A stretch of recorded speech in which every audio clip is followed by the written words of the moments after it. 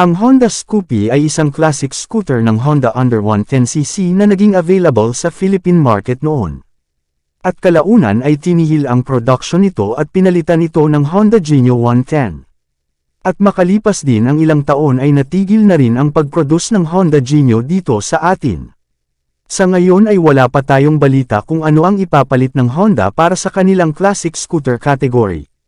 Gayong meron silang iba't ibang model sa ibang bansa, tulad ng Honda Giorno, updated version ng Genio, at ganun na rin sa Honda Scoopy. Kaya pala isipan pa rin kung alin sa mga ito ang susunod na magiging available dito sa atin. Ngunit habang naghihintay tayo ay atin munang alamin kung ano-ano na ang mga bagong specs at features ng 2024 version ng Honda Scoopy. Dahil marami din ang umaasa na maibalik ito ng Honda dito sa Pilipinas. Bago natin simulan ay kung bago ka pa lamang sa ating munting channel ay huwag kalimutang mag-subscribe at pindutin na rin ang notification bell para lagi kang updated sa tuwing may bago tayong upload. Umpisahan na natin.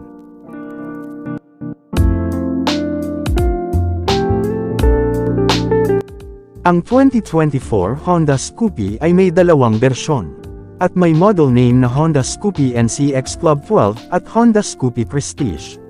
Ito ay merong 4-stroke, 2-valve, 110cc, single-cylinder, single overhead cam, air-cooled, fuel-injected, ESP Plus engine, na kayang magbigay ng maximum horsepower of 6.6 kW at 7,500 RPM, at max torque of 9.3 Nm at 5,500 RPM. Bore and stroke na 47 by 63.1 mm. Compression ratio na 10:1, at naka-CVT transmission. Napaka-classic ang tindig at porma nito, mula sa kanyang bulky body design, elegante at stylish na mga color variants na aangkop sa personality ng taong sasakay rito, classic round headlight at tail light na bumagay sa kanyang classic looks. Semi-naked handlebar, at ang Scoopy emblem na napaka-simple pero mapormang tignan.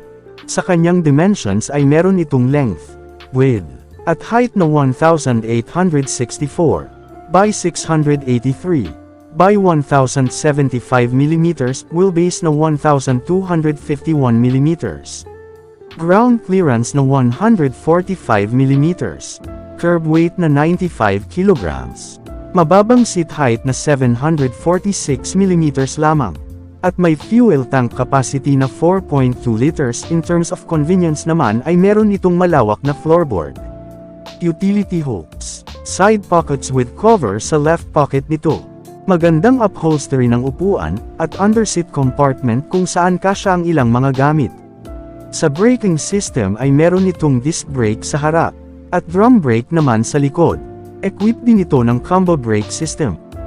Ang Club 12 version ay meron 12 inches alloy wheels at ang Prestige naman ay may 14 inches, with tubeless tires.